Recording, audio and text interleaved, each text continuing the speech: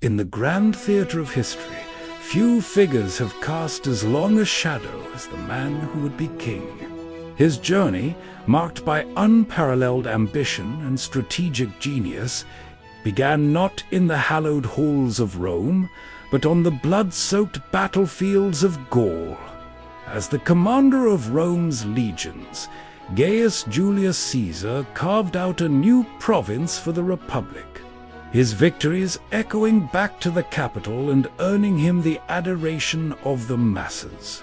He returned not just as a general, but as a hero. His triumphant parade a spectacle of power and popularity that sent ripples of unease through the established order. The people cheered his name, unaware that his ascent was only just beginning. The Senate, led by his rival Pompey, saw a threat in Caesar's rising influence. They demanded he disband his army. But for a man like Caesar, retreat was not an option. In a fateful act of defiance in 49 BC, he led his loyal 13th Legion across the Rubicon, a shallow river marking the boundary of Italy.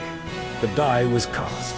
Crossing it with an army was an act of treason and an open declaration of war. The civil war that ensued was swift and brutal. Caesar's military brilliance was on full display as he outmaneuvered and decisively crushed Pompey's forces, cementing his status as the undisputed master of the Roman world.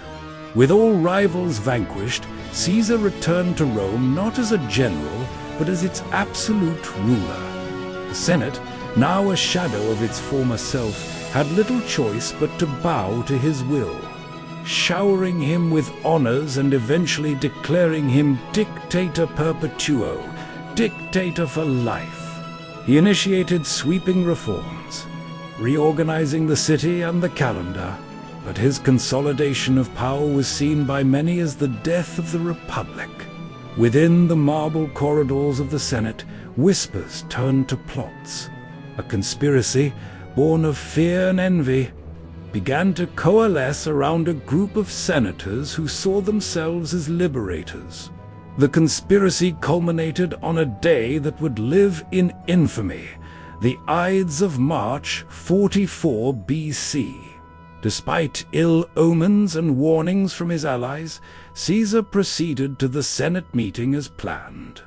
There, surrounded by men he considered his peers, the conspirators struck. The great commander who had faced down entire armies was cornered and overwhelmed.